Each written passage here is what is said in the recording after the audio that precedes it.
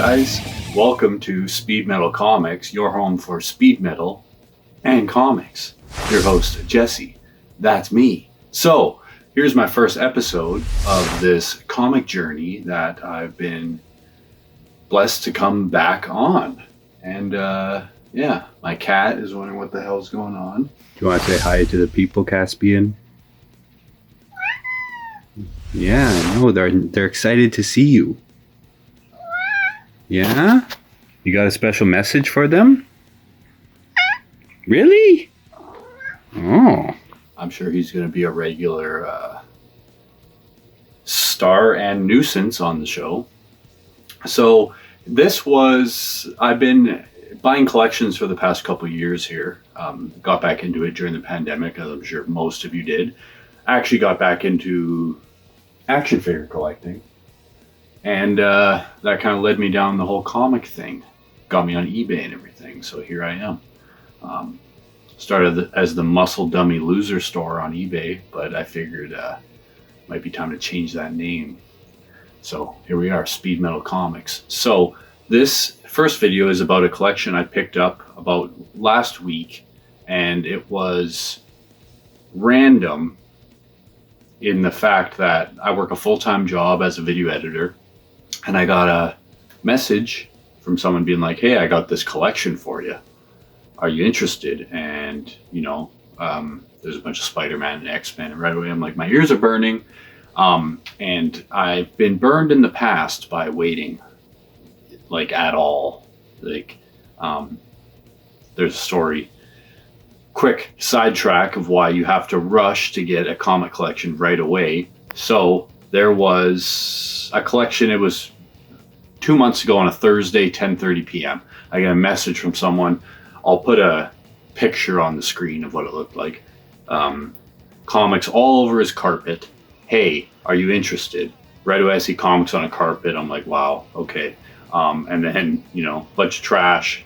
And then I saw some Spider-Man. Then right in the middle was a giant-sized X-Men. And I'm like, I'm an X-Men guy. I want the X-Men. So I messaged him right back. I'm like, hey, dude, sounds great. I can come right away in the morning. It's already 10:30 p.m., right? It's dark out, pouring rain, Vancouver.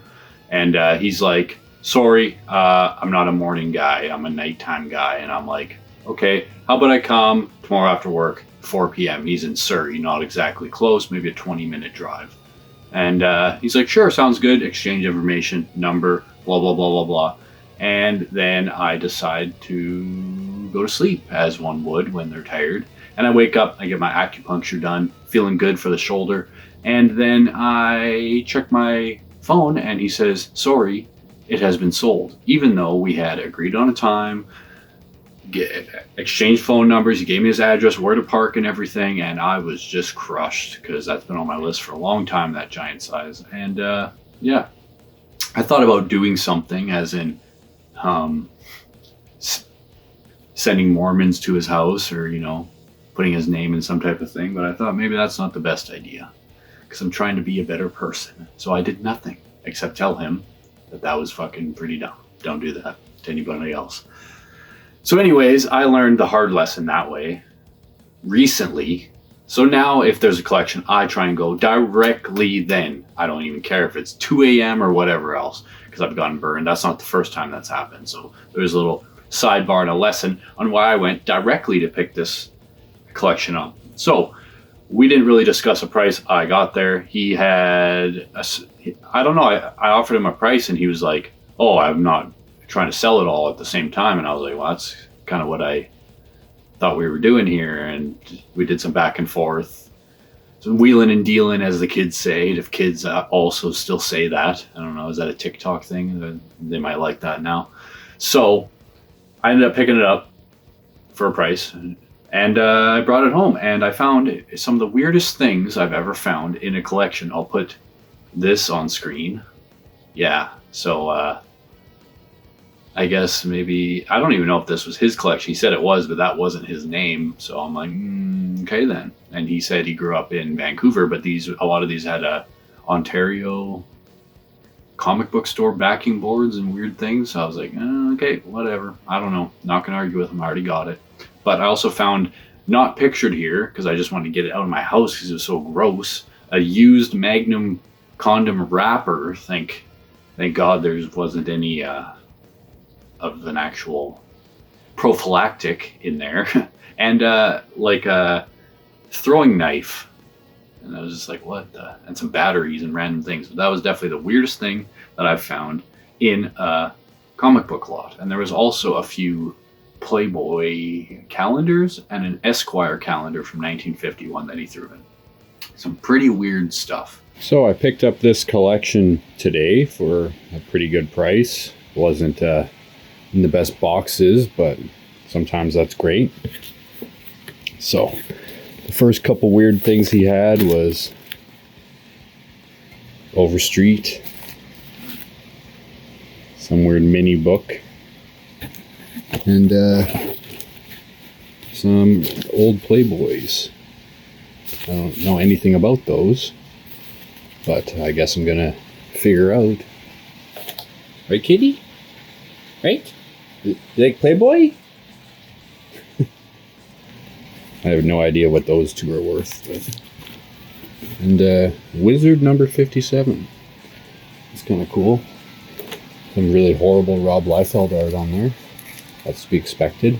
A couple old Uncannies. That one's beat up. This was the main reason that I got the whole collection, because I saw this. But I turned it around when I got home and I saw that. So that's a definite good key there. Goblin Queen. That could be a 9/8, maybe. I gambled on that before, though. I don't know if I'm going to do that again.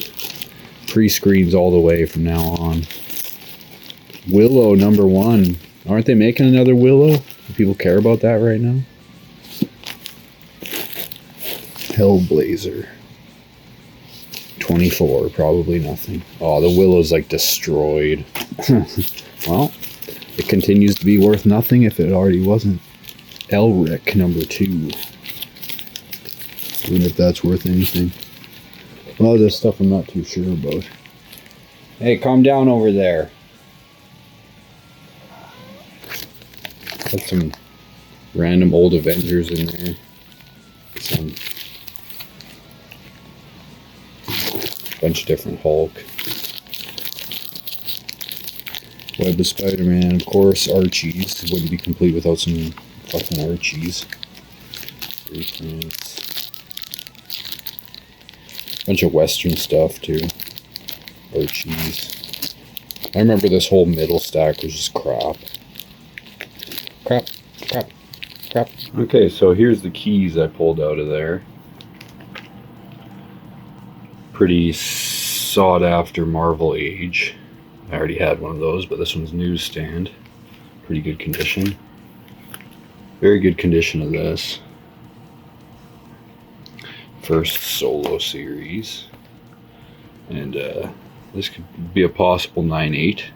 These two were together, which is the reason I bought the lot pretty much, but looking good on those. Both 9/8 candidates. I pulled out Craven's Last Hunt, but missing one of them. A couple newsstand copies, which is nice. They're not in the highest condition. A lot of spine ticks.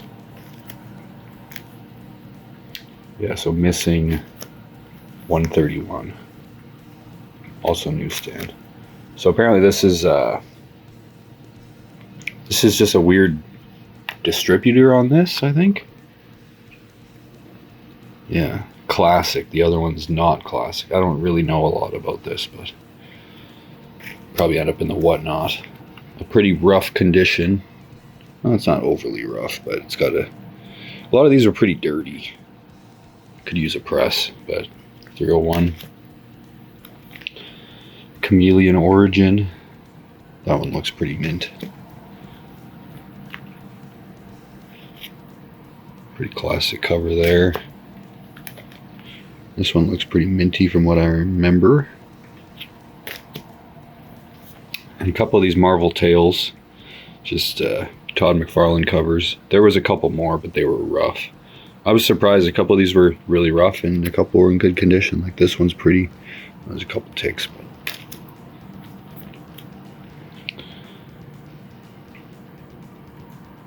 It almost looks like it'd be Jim Lee. Classic Punisher cover. I've wanted that for a while. Looks to be in pretty good condition. Second printing of one of my favorite covers ever. I don't know why this isn't worth more, but just on the cover alone. And pretty nice War Journal one. Definitely not a 9.8, but nice to have. Impossible Man Summer Vacation Spectacular. It's actually in pretty damn good condition. I don't remember coming across a spine tick on that. Amazing Spider-Man 328 newsstand as well. I can't remember if this one was that mint, but might end up on the whatnot. Wouldn't be a collection without one of these. No color variants on the Lizard. The first appearance of Gambit, technically, I guess, not in release, but also newsstand. Pretty minty, apart from, I think there's a tick right there. And then Moon Knight, Fist of Khonshu. Alright, and then a bit more minor ones.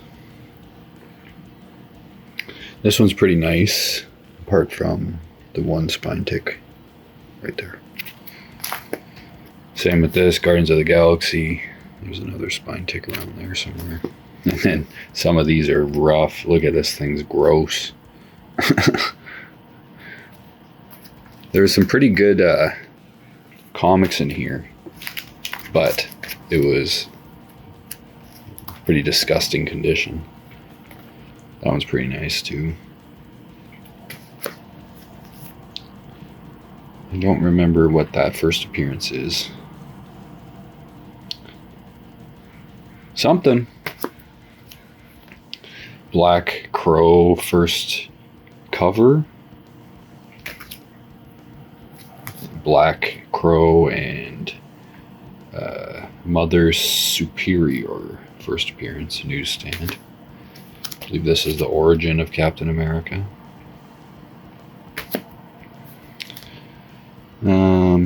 Yeah, this is the first appearance of the Soviet Squad or something. Soviet Super Soldiers, that's it.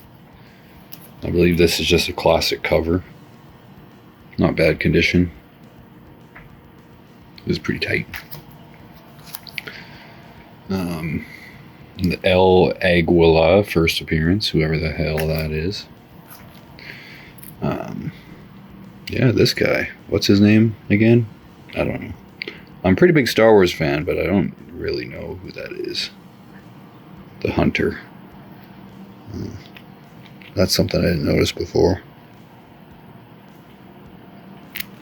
Wonderful. She-Hulk. I don't remember what this is. First appearance of someone. And then we get to the DC stuff.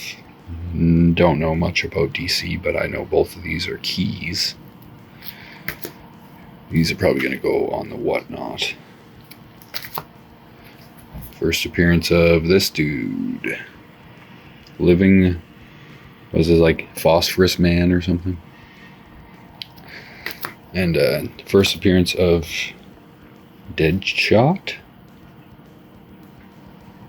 Pretty rough, detached, but it's still it. The Blue Bullet first appearance or something? I don't know. Wonderful. Apparently this is a retelling of a lot of Marvel stories. And Speedball. I think if they bring him out as penance, I think it could be kind of cool. But they already missed the opportunity with the Civil War.